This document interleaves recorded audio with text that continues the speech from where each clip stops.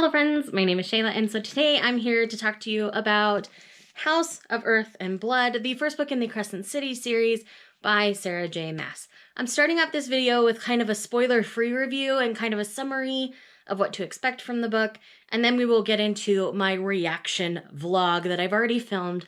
I have completed this book, so I can give you my full thoughts at this point. So I'm going to tell you right off the bat that I ended up loving this book. I'm giving it 5 stars. And I know that there are going to be people out there who give this book a lot of criticism. So I can tell you that right now, that this book isn't going to be something that everybody loves as much as I do. So knowing that, let's get into talking about what this is about. So in this book, we are following a woman named Bryce Quinlan. And Bryce is a half-human, half-fae who lives in Crescent City. And in Crescent City, you have all manners of paranormal being. This is very much a urban fantasy rather than a traditional fantasy, with some sci-fi or at least some like modern technology kind of elements to it. It's a really great blend of those two genres. So we are primarily following Bryce, and Bryce has this best friend named Danica, who is a wolf shifter, a very powerful wolf shifter at that. And over time, we get to know a lot about Danica, and then something happens and things very much change for Bryce and the whole situation that she is in at the beginning of this novel. Then we jump ahead 2 years, and it's very much this murder mystery style urban fantasy in which we're trying to figure out how to solve the events that happen early on in the novel, as well as murders that are happening in current time that the governor of this city and territory that she's in, named Micah, petitions her to help with. And he assigns her an angel bodyguard that is one of his personal guards, and we kind of go from there. I don't want to tell you much more about the plot, because I honestly feel like the less you know about the plot going in, the more enjoyable the story overall is. So I went in completely blind to this read, and I ended up really enjoying this. There is not any explicit sex within this novel. I'm going to tell you that right up front, because a lot of people worry about that with Sarah J. Maas, as she does have sexual encounters in her other series. I do believe that from this book on, we will have explicit sex scenes, but for this particular story, it didn't quite line up for it to happen.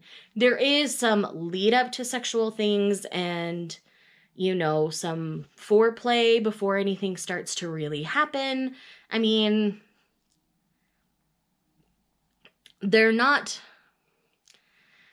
full-blown sex scenes, but they are sex-y scenes. So if you are uncomfortable with that, that only happens like once or twice within the novel, and it is towards the end. So you can kind of prepare yourself for that. I mean, the first time you really get something like that, it's like almost page 600, and there's only 800 pages in this book. So if you're looking for a really heavily graphically sexual novel, as she has done in her other books, that is not going to be this first book in the series. I do believe that the books forward from here will contain that content. So you get the good buildup and foundation of a relationship within this one. And then you get, we'll get all those things within the subsequent books from here, because this is book 1 in a series. This book kept me guessing throughout each reveal. Some of them I guessed, others I didn't. If you watch my reaction vlog after, which will contain spoilers, I definitely have Boo Boo the Fool moments, and I won't shy away from those. But all in all, I really enjoyed this book. And without getting into spoiler territory, that's kind of my thoughts. So I recommend checking out Crescent City, especially if you do like Sarah J. Maas's writing. I also did notice that we didn't run into a lot of her very overused phrases in her other 2 book series. So you won't necessarily run into those things, but it definitely feels like a more mature Sarah J. Maas book, despite the fact that there's not explicit sex scenes. I feel like her writing has matured. Her writing just came across a lot better and a lot smoother through this to me. I do know some people out there feel this is too long and that it could have been edited down, and it probably could have, but I thoroughly enjoyed everything that I read. I didn't ever feel like I was overtaxed or bored or anything as I was reading it. So yes, those are all of my spoiler-free thoughts. So I'm now going to put you into the vlog portion of this video. If you have not read this book, I suggest not continuing forward. But if you don't care if you're spoiled about big events, then go ahead and keep watching. Or if you've already read it, go ahead and keep watching. But if you haven't read it, go read the book and then come back and watch the vlog part, because I think my reactions are kind of funny. As I went back and edited the first part of this, it was really a good time. So anyways, I will see you guys later. Holy crap. Did Sarah J. Maas really go there? Okay, it was Micah that night? What the crap? But it's still good. It's still good.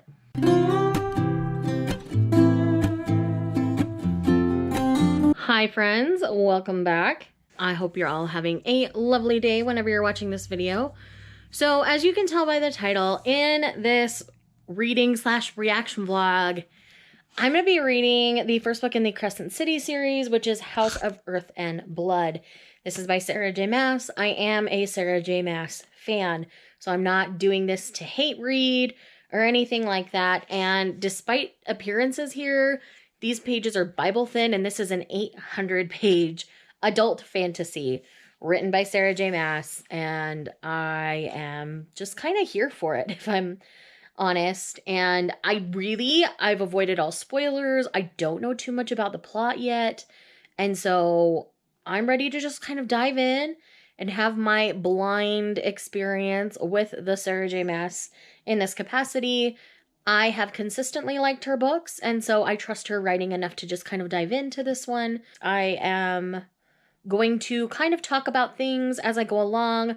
I think I'm going to do this a little bit different than I've done some of my other reaction vlogs. And because this is 800 pages long, I think I'm going to wait to talk to you like until I've read about 100 pages. Unless something like earth-shattering happens where I'm just like, what on earth did I just read? Then I will talk to you sooner than that. But in the meantime, plan on me checking in about every 100 pages or so.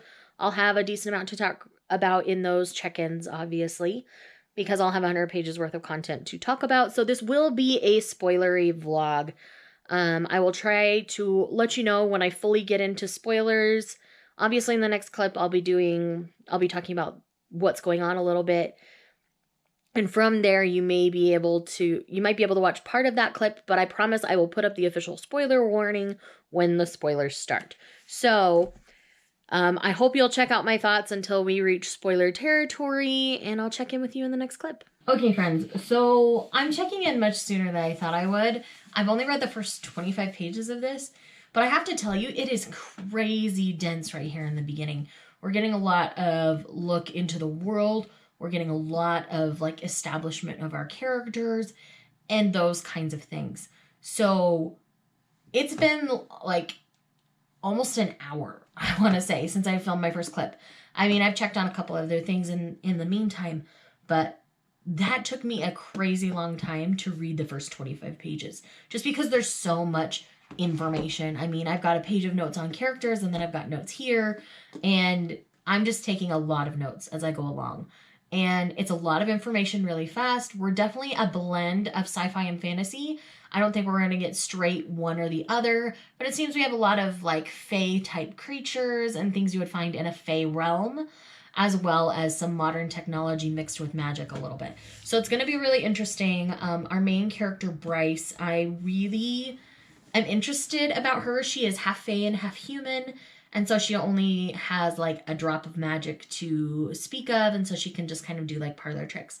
But her best friend, and I believe it was her roommate in college at Crescent City University, is a very powerful wolf shifter.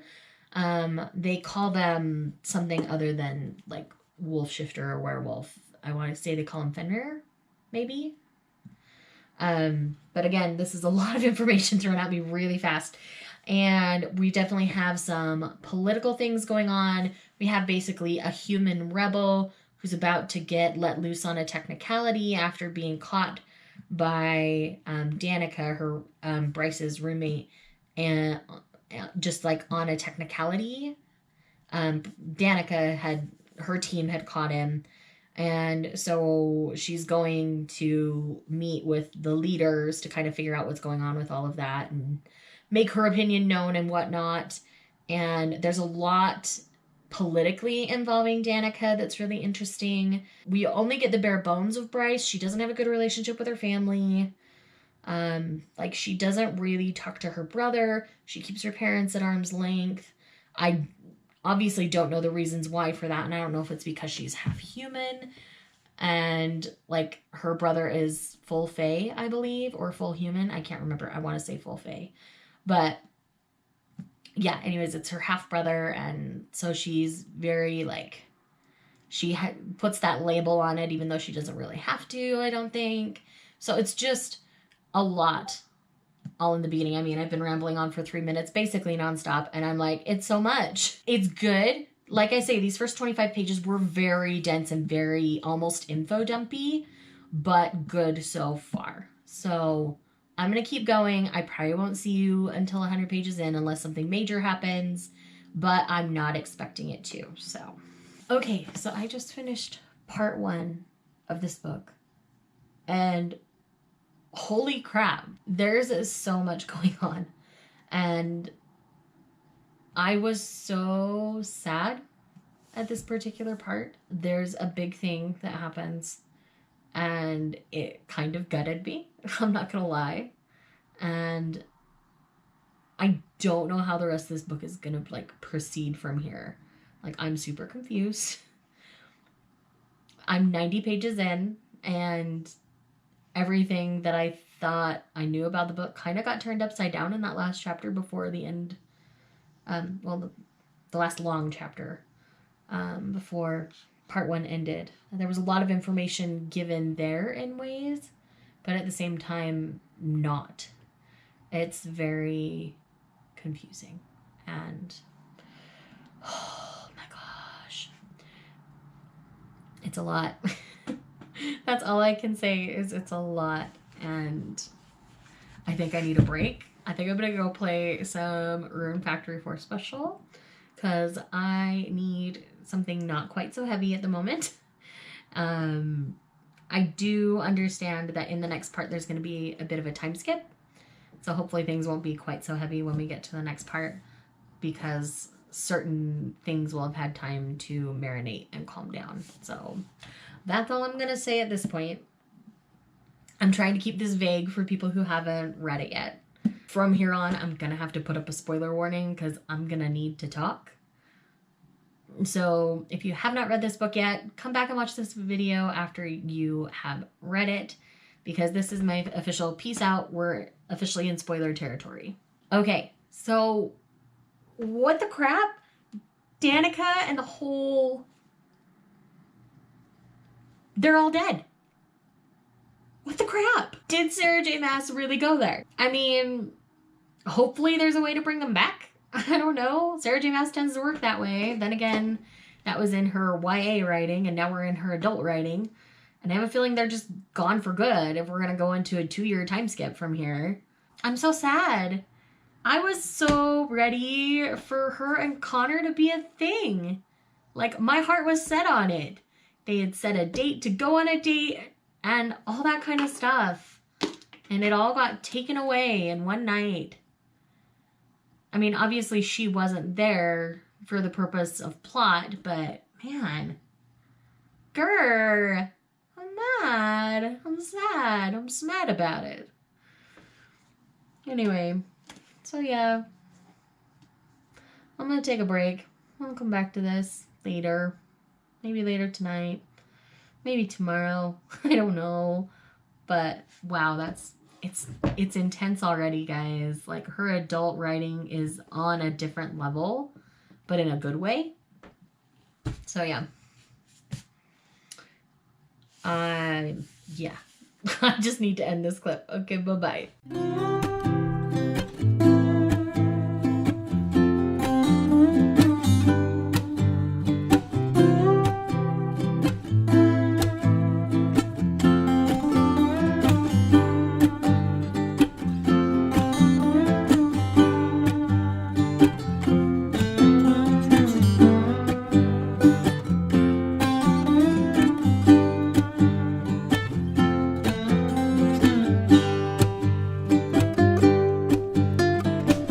Okay, can we just take an appreciative moment for this sentence here? Just so you know, I don't do possessive and aggressive. Like, Queen Sarah J. Maas, thank you so much, honey. All right, so let's do a quick little update because the whole tone of the novel has very much changed now that we are out of part 1. Part 1 was very much kind of laying some groundwork for things that are happening in the rest of the novel, but Bryce as a character was very different in part 1 as compared to how she is in part 2. I do have to say I like Bryce in part 2 much better. Well, like after part 1. I don't know how many parts there are in this. But I'm now 140-ish pages in and about 13 chapters in. And what's going on now is another murder that was like Danica's and the Pack's has been committed 2 years later. And so they know now that it wasn't who they thought it was. And, you know, the guy's going to remain in jail because of the whole loophole situation, as you know, because this is the spoilery section of the vlog. But from here, what's going on is Hunt is now kind of on bodyguard duty while Bryce has been recruited to help with the investigation because she knew Danica so well, and she also knew the other person who was murdered. So, I mean, I still think my initial, thought on who did all of this is still true. I think Sabine's behind a lot of it, despite her, coming in an outrage in the police station. Of course, she'd have to do that to save face, but I still think she either hired the person who did it for her, or either she did it herself or she hired somebody to do it, is what I feel at this moment. But then again, that seems to be the very obvious answer.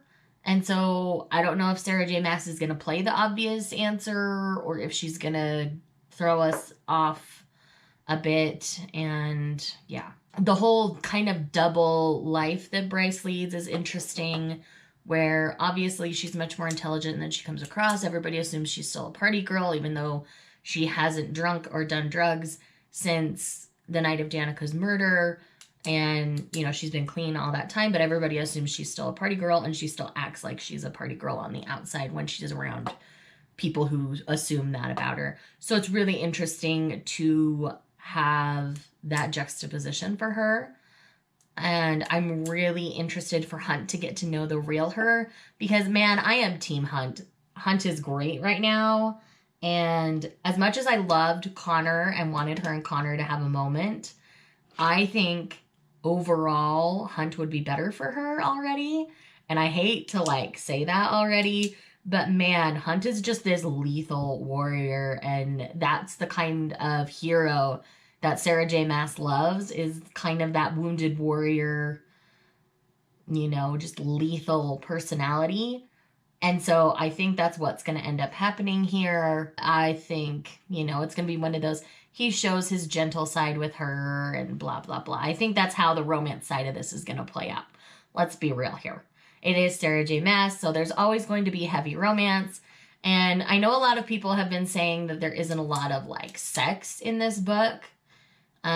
So far, sexual things have been going on throughout the book. So it might not be vivid, descriptive sex scenes at this point, but I wouldn't expect those to happen till later in this novel or even in the second book in the series, because that's kind of how she rolls. She doesn't always jump out the gate with explicit sex, you know.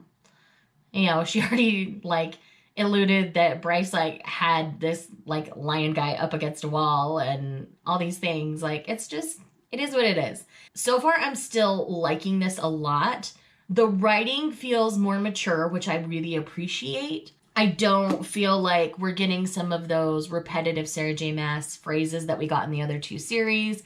I think she's taken a lot of the criticisms that she's received in her other series, like racial diversity and certain phrases she tended to use a lot. I haven't really felt like I've stumbled on any of those yet, so I'm okay with where things are headed right now. One thing I've also started doing is I'm reading while also listening to the audiobook at the same time, just to make sure I keep my focus and I'm retaining the details a little bit better. I've noticed with some of the more epic fantasies that helps me focus on them a little bit better so that I don't get too distracted. Because I have, you know, the audio and then the visual, and it just helps me get through it a little quicker, I think. I don't feel like I have that desire to like stop and talk to you so often. I would rather wait a few chapters and then talk to you again and things like that. So far so good. I'm gonna look at the front of this and see if it says how many parts there are. So part 1 is called The Hollow. Part 2 is The Trench. I'm trying to not get any details. But man, there's a lot of chapters.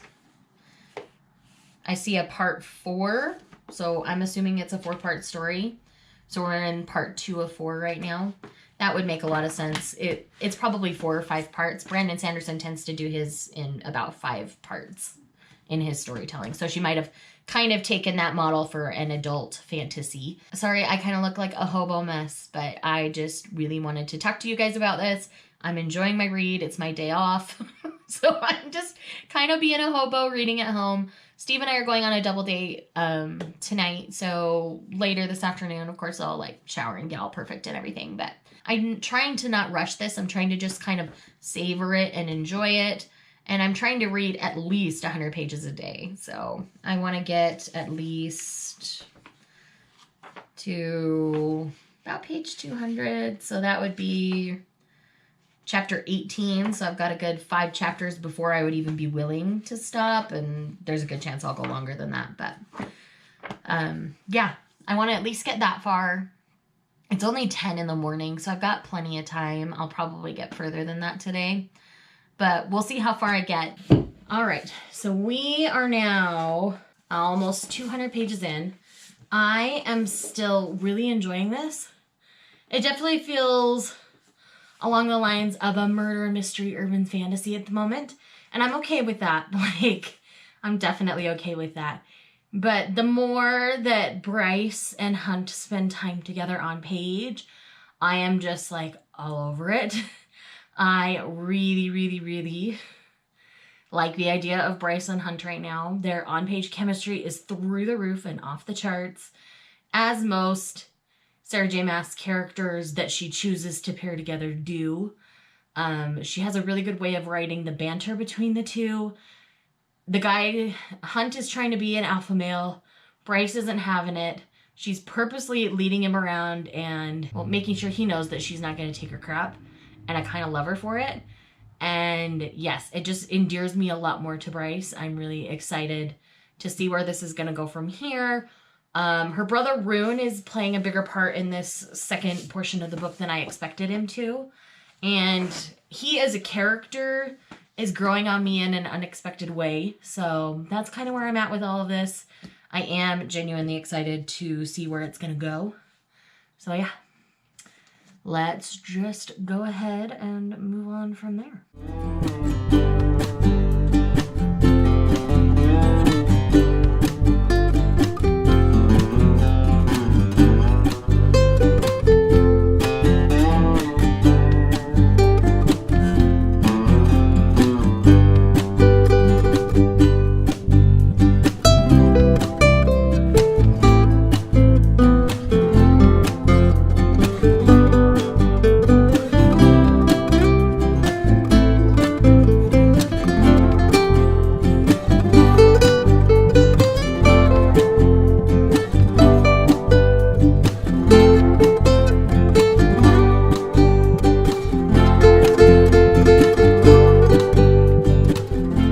Okay, it was Micah that night. What the crap? Like, I can't say I'm not surprised, but this is definitely leading to Bryce is going to be a typical Sarah J. Maas kind of heroine and end up having more powers than anyone's lending her to believe. I think that's why Daddy Dearest doesn't want anything to do with her and all that kind of stuff, and why she just like dipped into partying. Because there's this thing that happens when they're 13. It's kind of like a bar mitzvah or something, where the Fae go to an oracle and kind of get read.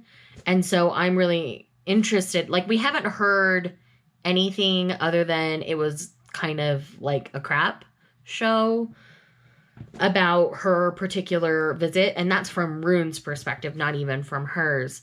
And so we know a little bit about Rune, but I have an idea as to what that is going to lead to. But yeah. Anyways, there's lots of hints, lots of things going on here for a minute. I'm still really enjoying it. I don't know how much of part 2 I've got left, but I'm going to keep going. It's just barely noon, and I'm just kind of snacking and reading as I go along and thoroughly enjoying this. I mean, I feel like Sarah J. Maas's writing has matured a lot since, especially since the first Throne of Glass book, that I really like her writing for adult readers. So far, I'm really enjoying it. Again, I'm not having any of the super like cringy phrases that she's been known to use. And yeah, like, it's so good, guys. Like, I mean, I'm only like 250 pages in to an 800-page book. I'm a little over a quarter of the way through, but it's still good. It's still good. All right, so I'm about 350 pages into this now, and I have to say, like, we are reaching, like, terrorist / serial killer level on the murder mystery aspect of this novel. And it's pretty crazy. And, you know, you have the whole close proximity bodyguard trope in the romance side of things with Hunt and Bryce, and I'm living for it. I can't lie. And Bryce is a badass. We just spent some time at a shooting range. For those of you who have read it, know what I'm talking about. And the sparks that were flying between the two of them through that scene was fantastic. I'm ready for them to jump in a bed and go at each other. But I don't think I'm going to get that for a little while longer. But I think it's inevitable that we'll probably see it at least once in this book. So I'm interested to see how all of that is going to go down. But in the meantime, it's still very interesting. I'm really enjoying the writing. All my thoughts are the same. I'm not really running into any of her super, like, troublesome phrases. And so far, it's just really, really good, and I'm really enjoying it. So I am now on chapter 37 of, I don't know how many, 95. So I'm not quite halfway. I've got about 50 pages before I hit the halfway mark. But I'm still really enjoying it. We're definitely in the heart of the book right now. And it's going to be really interesting to see how she handles the next 450 pages. Because in any other, like, romance book, we have maybe max, like, 100 to 150 pages to kind of wrap stuff up. So I'm really interested to see what's going to happen in the extra 300 pages that are hanging out in this novel. So it's gonna be interesting. I mean, I like Maas's writing, and she does tend to be a little long-winded, and she's throwing a lot of information at us. I haven't felt like it's like dipped, or like my enjoyment of it has decreased at all, and that's really good. So you worry about it just being overly wordy sometimes. But right now, I haven't felt that in this particular fantasy. I've been enjoying it. So, yeah. I probably won't check in for another 100 pages or so. Okay, so I just finished part 2, and I think things are being too heavily pointed at Sabine now. So I don't think it can be officially Sabine. I do think Sabine could have hired someone, though. She was heading the investigation, and I know in part 3 we're going to get some more information there, and the fact that Sabine continues to be so awful to Bryce these years later, I mean, right after I would assume she would be awful, but she's continuing to be awful, so it's just, she's at least involved, if not directly involved. So I'm really interested to see how this next, you know, half of the book is really going to go. I do like Rune and his buddies. I think that they're not quite like the Night Court guys, but like they're a solid group of bros, and you know, they act more like college bachelors.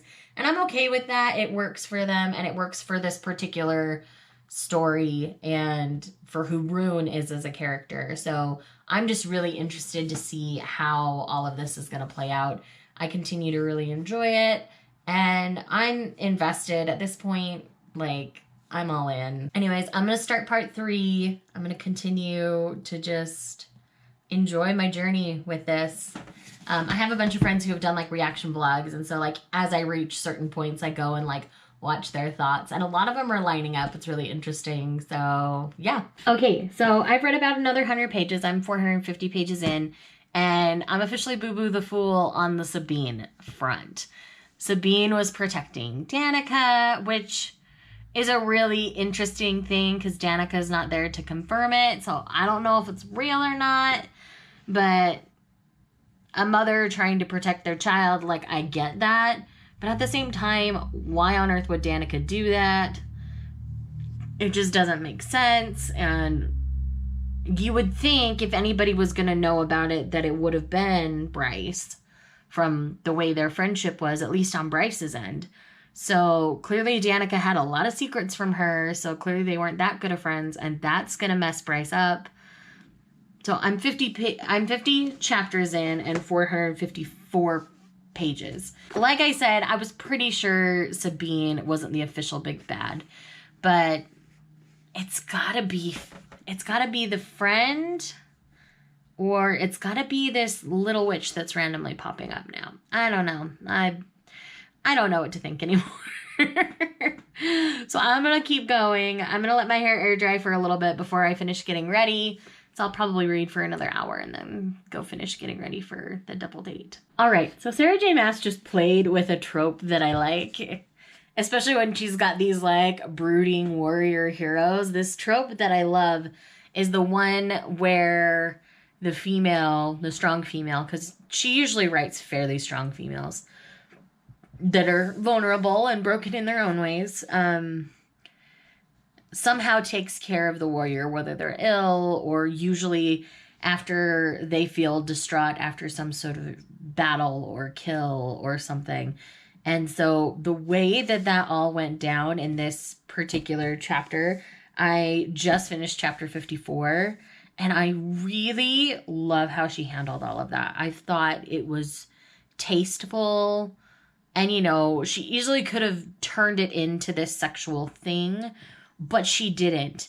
And I love that she didn't, even though there is a part of me that was like, yes, let's do this. The other part of me needed that to just be a tender moment for them. If there's any sex between the two of them, I'm only expecting 1 or 2 scenes somewhere in the next couple 100 pages, but we haven't gotten any of that yet. I mean, sex has always been kind of around everything, but yeah, that's kind of where I'm at. That's what I'm feeling. But again, I'm still really enjoying the choices that she's making in this novel. Some of my friends have said that they feel like this could have been edited down more. And I think I get what they're saying. But at the same time, I don't think so. But then again, I like long form fiction. I like a lot of detail in my stories, especially in anything that's a fantasy or a sci-fi. The more detail, the better. And a lot of this is like detail in characters. So it feels like we have it's like a fantasy and then you have your romance. It's like she put 2 books together. And I'm okay with that. Not everybody is okay with that. And I'm sure there'll be a lot of people who throw a lot of shade and hate at this book. But I'm thoroughly loving this.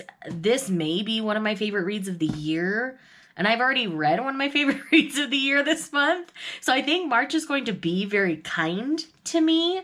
But yeah, I seriously am really enjoying this. So I'm really just looking forward to the next bit. It's going to be good. And I have a new thing. I wonder if Danica's really dead.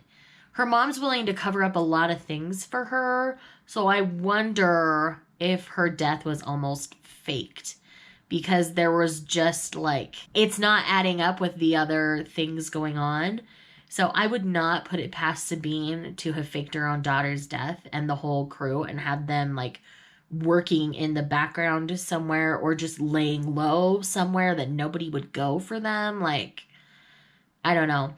But that's very much a possibility at this point too. So I'm going to throw that into this vlog. As I edit, I might be like putting a little clown face up or saying Boo Boo the Fool or something along those lines. But I don't know. Like, after the whole Sabine talking about what she was willing to cover up, it just makes me feel like she could probably even get to a point where she had to fake her own daughter's deaths and purposely did it when Bryce was out of the house so that she didn't have to worry about Bryce either, because she was never a huge Bryce fan. So I don't know. But I've got a little makeup on. I still need to do my hair. I got dressed in my clothes for the date. But yeah, so I'm going to keep reading for a little while longer. We're not going to dinner for like 2 more hours, so I've got some time. So I'm going to keep going. But yeah, I am like loving this. And I've gotten a lot further today than I expected, so I might be able to finish this tomorrow. Who knows? Well, I'm very capable of finishing this tomorrow because I went from page 90 to page 500.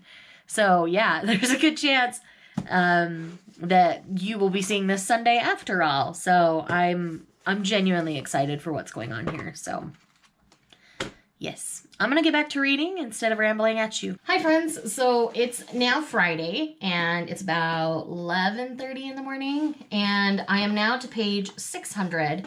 I just finished chapter 64 and we finally reached the level where Bryce and Hunt are starting to like let the steamy things happen. And I'm very pleased with how that's going. Of course, Hunt was injured, so things didn't go anywhere at that point. But that lets me know that she will probably have at least one good scene in the book because we still have about 200 pages.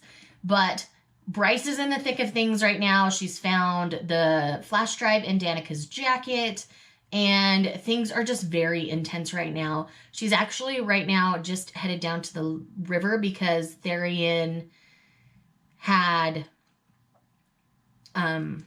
he saw that there was a deal about to go down, and so he let Bryce know, but because Hunt's injured and she didn't want to wait for Rune, she just went on her own, and that's where I'm at right now.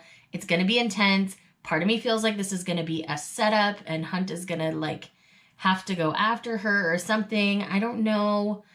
If Mass decides to kill Rune, too, I don't know what I'm going to do.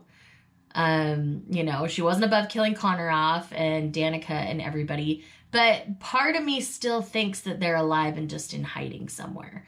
Like, that's what my gut tells me. And I don't know. Again, this is very much possibly Boo Boo the Fool, and I'm just really excited to see where this is going to go. I'm still loving it. I'm still very engaged with it. I was just so tired after we got back from the double date last night that I didn't continue reading. I just kind of vegged out, caught up on watching some YouTube videos and stuff. But I've only got about 200 pages, and the rest of the day I ran my errands this morning and stuff, so I've got the rest of the day kind of to read till Steve gets home. We have some plans tonight just to catch up on some things. But yeah, I can get 200 pages done in the next couple of hours. Totally doable, right?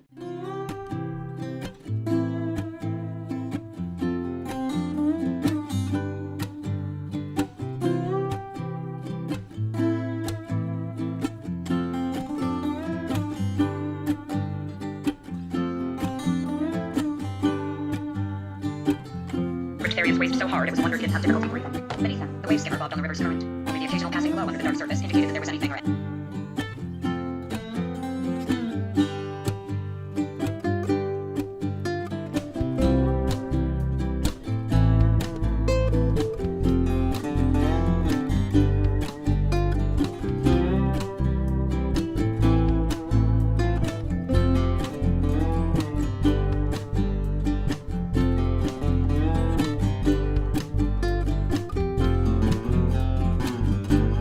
So I'm kind of mad right now. I can't say that I'm that surprised. All the little pieces were there, but I just finished part 3 And the way all of that went down, I was blown away and kind of really upset, actually. I mean, it's a choice, and part of me understands why that choice was made on Mass's part. But wow, like, having Hunt go behind Bryce's back like that, like, I was really liking Hunt, and I really was liking their dynamic together, and now this crap has happened, and holy crap. It's a choice. That's all I can say is it's a choice. Well, we've got part 4 to go. You know, I've got a little less than 30 chapters left and less than 200 pages, so... Alright, so I've read another 50 pages, and giving Hunt back to Sandriel was a dirty move on Micah's part, but I can't say I'm surprised. I mean, he considers him a traitor, and that is a fate worse than death for Hunt, and so I'm not necessarily surprised that that's the route that went. But Bryce coming to barter for him and save him was the surprise. And the fact that who she really is was revealed, and that Rune stepped in and basically said he owns her, like, I understand why she was pissed about it. Like, I would be pissed too if somebody came and said, this is my property, you can't do anything. I would have been pissed. Like, I get that. But man, like, that whole scene was so hard to read. And then for her to write off Rune like she did, I mean, this is obviously a gut reaction to what just happened, even though they were trying to work on their relationship. So I'm really interested to see how the next 150 pages are going to go, because we still have the summit. Hunt was headed that way, obviously. But yeah, it'll be really interesting to see what's going to happen through the rest of this book. It's a lot. It's a journey. And yes, it's a fun journey. Like, don't get me wrong. A lot is going on, and it's just a wild ride. And that's kind of how I like these kinds of books. I like them to be a wild ride, and I like them to keep me guessing. So it's good. Like, it's really good. I'm really enjoying it. So hi. Lahaba is best girl. And man, between how Mass wrote it and how the audiobook narrator narrated that particular part, this happened. I don't know the full thing. The tank, she just got the tank to crack and Micah trapped. And I'm a mess. And her little chant and the fact that everybody at the summit is like standing up and honoring her, like, that just, I have no words for that. Like, Sarah J. Maas, thank you for that. There have been multiple points where I felt gutted in this novel, but nothing compares to that sweet, tender moment all about two women, you know, two females, I guess you could say in this instance, and their beautiful friendship. And I seriously just love what she did right there. Sarah J. Maas has always been a champion of friendship in her books. And this one has been back and forth with friendships outside of, like, Rune's bro crew. And I guess you can say Hunt's fellow people that were taken from him. And this happened. And I had to document it. And I don't care if I look like a mess, because this is real. And this is the power this book has over me right now. I've got a little less than 100 pages left. And I had to share that moment. You guys needed to see it, because this is what reaction vlogs are for. And I'm an emotional mess. Bryce is a boss. We stan Bryce Quinlan in this house. And we also stan Ethan, Connor's brother, in this house. Ethan, you're a boss. I'm so glad you shut Sabine out. And I am so thankful for Grandpa Wolf. I forgot his name here for a minute. He's the prime right now. But I am so grateful for him for acknowledging the true strength of Bryce, even though she's not a wolf. He says she's a true wolf. He accepts her into his pack. Oh, my heart. Like, I love this so freaking much. Like, the way Sarah J. Maas is playing with all of this, letting her slaughter Micah, letting her just be this boss out in the streets, going to protect the humans because no one else will. I love this. I love this so much. And I have less than 100 pages, as I said, and I keep, like, jumping in a lot. But, man, it's so good. That phone call. All right, friends, so I have officially completed Crescent City, and I loved this so very much. It is officially a 5-star read for me, and there is not a true full-blown sex scene. They're always interrupted for reasons. So if you're expecting a big, long, graphic sex scene, you're not going to get one in this book. I do think the continuing books from here, you will get that, as I said in the first part of this video. But yes, that's kind of how everything feels right now, and I just love it. The way that Sarah J. Maas chose to end this book, it gave me enough closure for this arc of the story that I am okay till the next book comes out. I'm not, like, itching to pick it up right this second, though that would be nice. But there was enough closure at the end of the novel that I'm okay till the next book comes out. We do have an epilogue, and it definitely alludes to more things going on, and Bryce's gifts are not what Bryce's gifts, what Bryce thinks her gifts are not what they actually are. So it's going to be really interesting. So I am very excited to continue on with Crescent City. This is definitely one of my favorite reads of the year thus far. And I've read 2 of those in March. The Blessings, let's just be real here. So yes, I highly recommend checking out this series. And I think, honestly, if you like urban fantasy or if you like Sarah J. Maas, this is the book for you. Like, that's just what it is, and you'll enjoy it. And I thoroughly enjoyed it, and I hope anybody who watched this all the way through enjoyed it as well.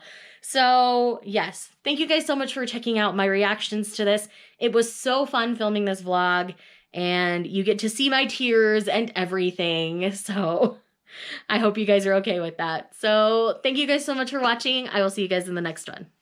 Bye.